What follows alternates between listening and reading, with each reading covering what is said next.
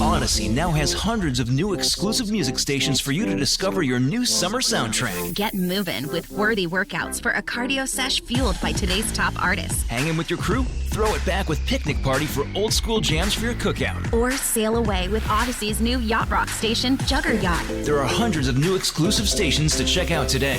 For summer barbecues, road trips, or relaxing poolside. For every mood, every interest, every passion. By Odyssey. PJ Carlesimo making the rounds as part of ESPN's NBA playoff coverage. Analyst for ESPN. Let's make PJ the Giant Interview. Now, it's the Giant Interview, presented by A-Team Roofing. Online at ateamroofers.com. The A-Team Roofing Giant Interview on 92.9's Jason and John Show.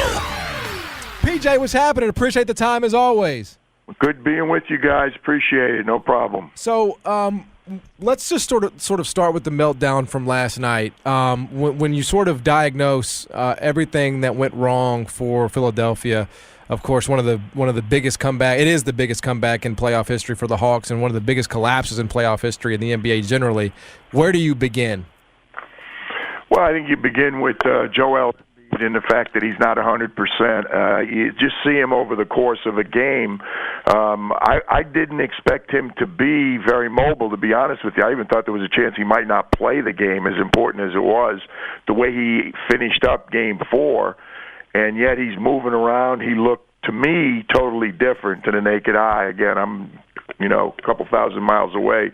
We're doing the Bucks Nets series, but obviously watching the other one. And by the fourth quarter, he was not moving as well. He wasn't contesting. He wasn't getting off his feet in terms of contesting shots. He wasn't moving as quickly, and offensively, he had a little trouble getting by people. Whereas he dominated early. He just took the ball to Capella or whoever was playing him, and I thought that was a major problem.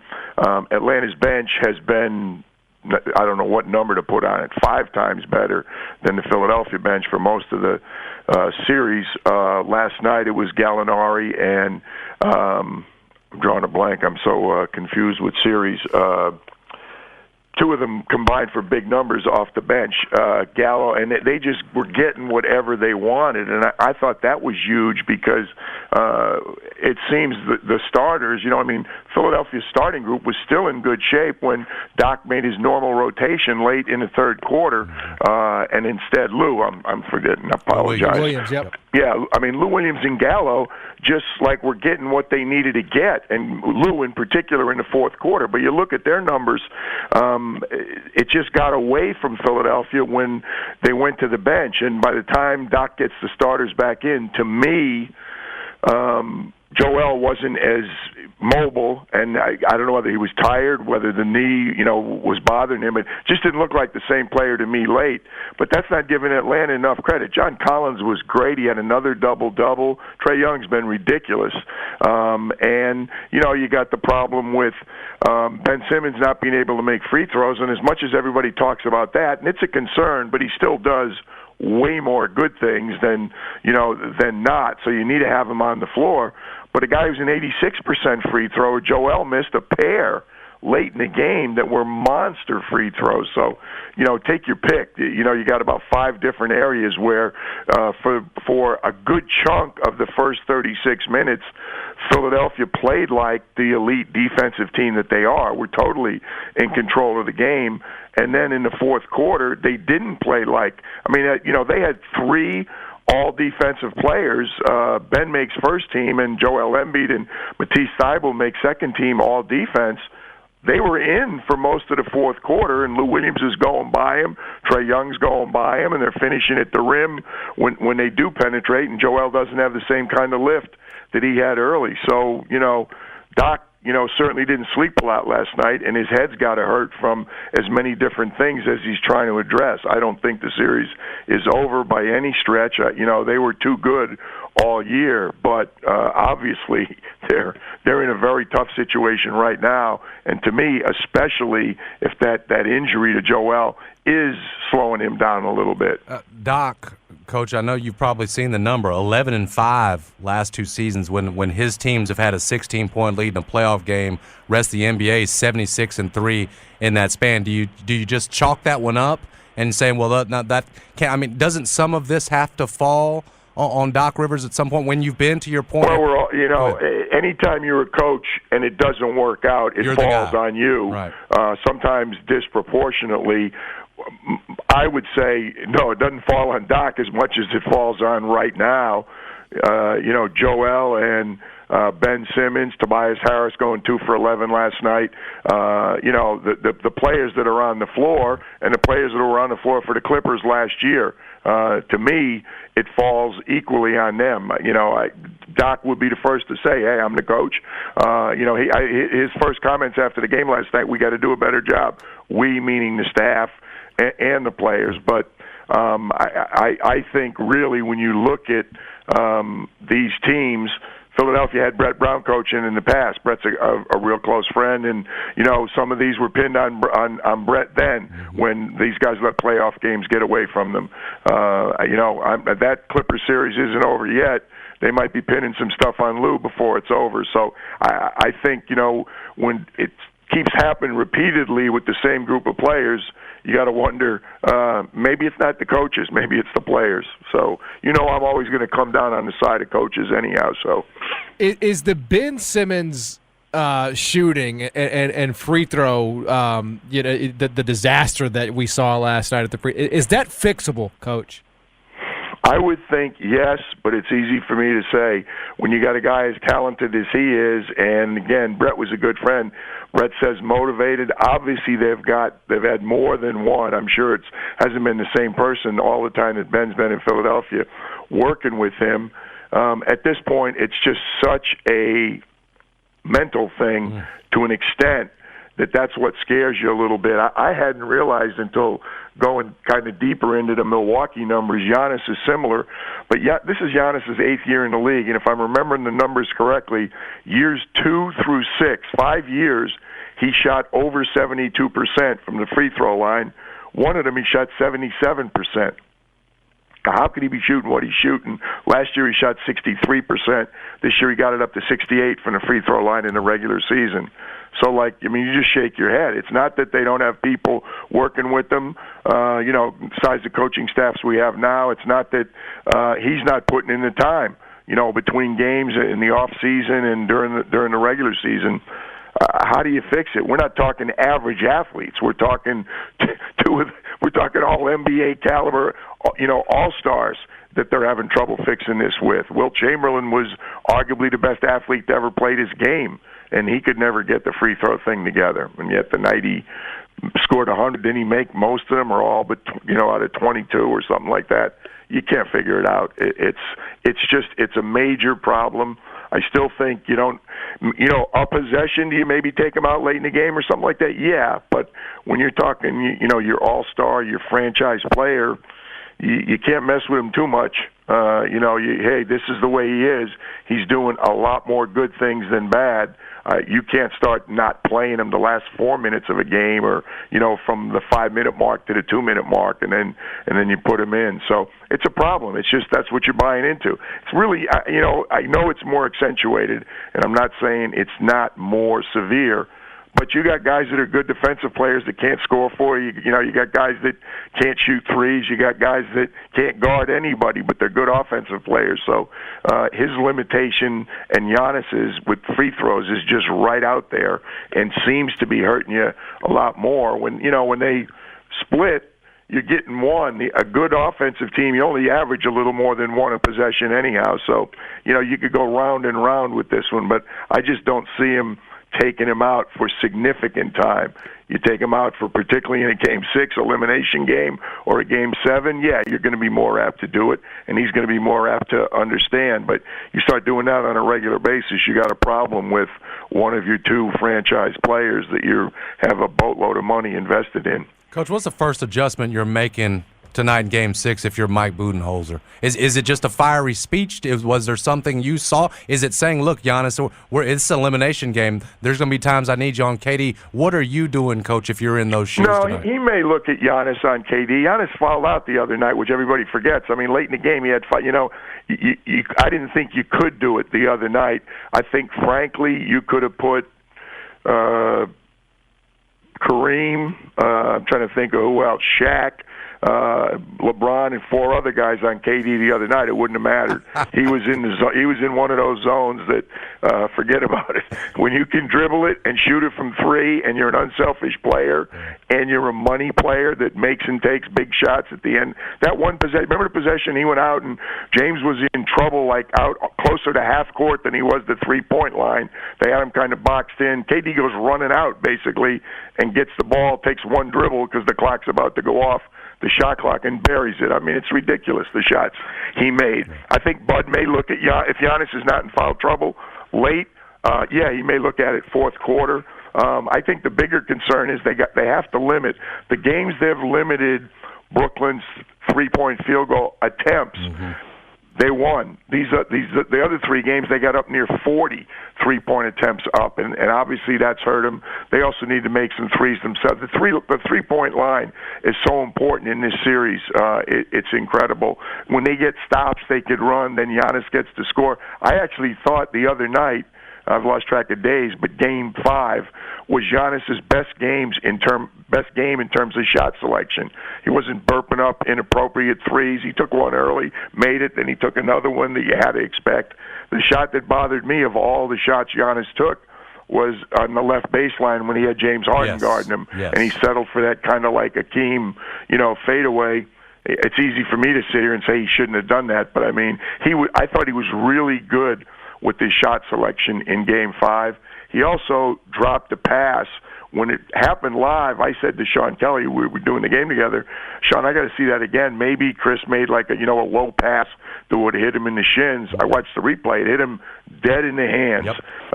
If he catches that and dunks it or makes a layup, which I'm going to go out on a limb and say he probably would have, we might have had overtime the other night. So it wasn't like they got killed. Yes, they had a big lead, but there's not a lot of people going to go into Brooklyn and really beat them up, particularly when KD goes for 49 and Jeff Green's making every shot he's looking at. So it was a tough night and it was a tough loss, but they came damn close to getting it. So I don't think you change a lot of stuff. If they can guard the 3-point line better, it would be huge for 2 reasons. It will slow Brooklyn down a little bit, but it might get them playing downhill. Giannis, when they're running, not after taking the ball out of bounds, but off turnovers or misses, he's like a totally different player. Agreed. When you slow those guys down and get them in the half court, you got a chance.